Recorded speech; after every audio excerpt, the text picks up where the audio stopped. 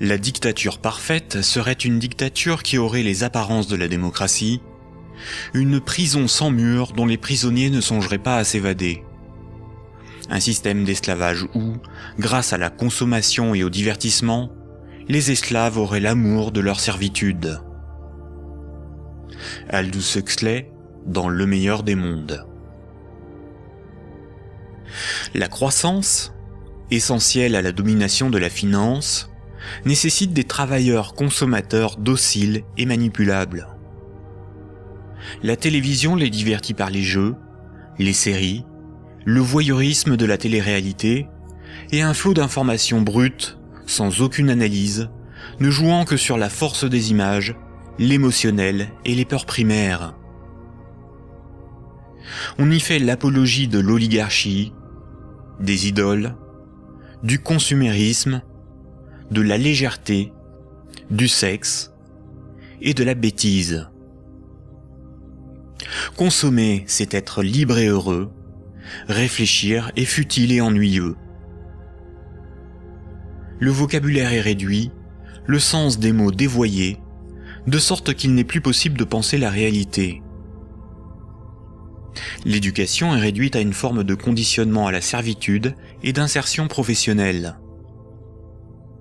Un individu inculte n'a qu'un horizon de pensée limité, et plus sa pensée est bornée à des préoccupations futiles, moins il peut se révolter.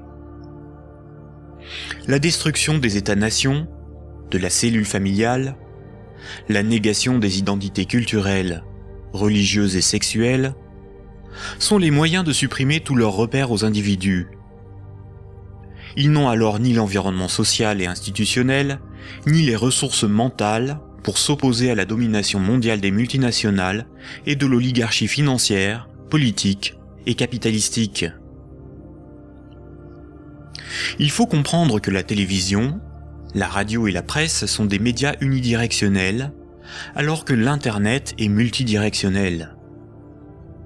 Les médias unidirectionnels sont maîtrisés par un petit nombre de personnes soigneusement sélectionnées par les oligarchies politiques et financières pour délivrer des programmes servant leurs intérêts. L'opinion du citoyen est ainsi formatée, maîtrisée, contrôlée. À l'inverse, sur l'Internet, tous les intellectuels, philosophes et journalistes peuvent s'exprimer, partager leurs analyses, et le citoyen peut librement choisir ses sources d'information, partager ses opinions et en débattre. Pour maîtriser la liberté de l'Internet, l'oligarchie crée une fausse dissidence sous la forme de médias qui semblent subversifs, comme Mediapart, Rue 89, Le Canard enchaîné, le magazine Marianne, ou encore des organisations comme Wikileaks, dont la fonction est de canaliser les citoyens les plus critiques sur des sujets sans importance, d'organiser leur indignation, de monter les uns contre les autres, et de décrédibiliser les analyses réellement subversives. Et quand le prêt-à-penser perd trop de terrain, la liberté d'opinion et d'expression n'existe plus. L'Internet tout entier est diabolisé au nom de la démocratie, de la République, ou encore de la lutte contre un terrorisme fictif ou fabriqué. Les grands médias qualifient de racistes, de terroristes, de fascistes, de xénophobes, d'antisémites, de négationnistes, de conspirationnistes ceux qui analysent les faits, critiquent le système et tentent d'en exposer les fondements. Ces grossiers amalgames visent à empêcher le public d'écouter leurs discours, d'étudier leurs arguments et de débattre de leurs idées. Tout comme ce sont les banques qui décident ce qui doit être financé en fonction de leurs intérêts, dans les médias dominants, c'est l'oligarchie qui décide l'information qui doit être diffusée en fonction là aussi de ses propres intérêts.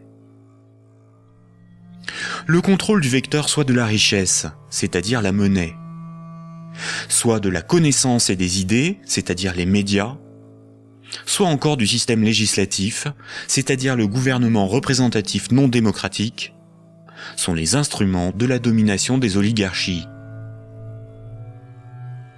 Dès lors, il ne faut pas tomber dans la provocation, l'extrémisme ou la violence.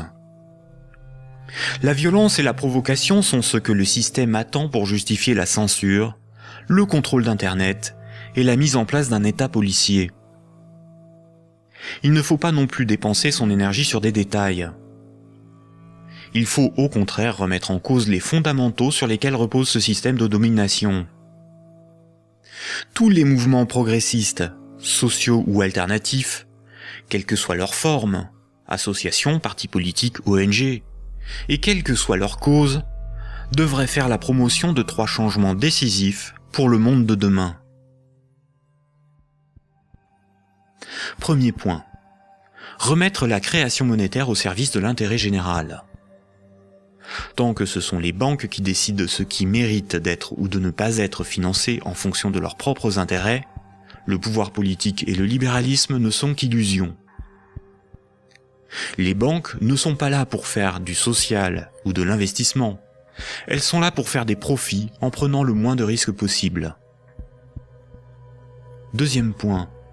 La création monétaire par le crédit à intérêt et la destruction monétaire lors du remboursement des crédits forment un système pyramidal obligeant l'humanité à détruire la planète pour le seul profit de la finance. Nous devons mettre en place un système monétaire permettant d'adapter notre niveau de vie aux ressources de la planète et garantir ainsi un environnement viable aux générations futures. Troisième point. Instaurer un système politique réellement démocratique. Seule une véritable démocratie permettra de garantir que les 2 premiers points sont durablement défendus. Contrairement à ce que les élites veulent nous faire croire, des peuples éclairés sont tout à fait à même d'établir une politique qui défend leurs propres intérêts et les intérêts des générations futures. Ces 3 points sont intimement liés. Sans une monnaie réellement publique, le lobby bancaire aura toujours la capacité de faire plier les gouvernements et changer les institutions. Un régime réellement démocratique, où c'est le peuple qui vote lui-même les lois, permet à la nation de s'opposer à toute privatisation de la monnaie et est la garante du maintien de la finance au service de l'intérêt général. Une création monétaire publique et l'instauration d'une véritable démocratie sont indissociables, car l'un est le garant de l'autre.